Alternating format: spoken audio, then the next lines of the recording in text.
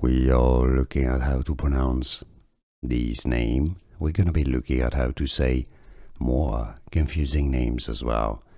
Stay tuned to the channel to learn more correct pronunciations. So, how do you say it?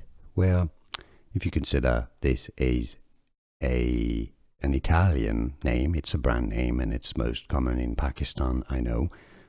But if you consider it's Italian, in Italian it'd be said as Mocciani. Mocciani. A C in Italian is like CH.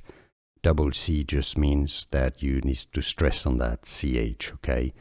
So Mocciani. I know a lot of people, when it comes to the retail and the shops, call them Mocciani as well. So Mocciani or Mocciani? Mocciani is more Italian. Now you know. More videos for you here to learn more. See you there. Thanks for watching.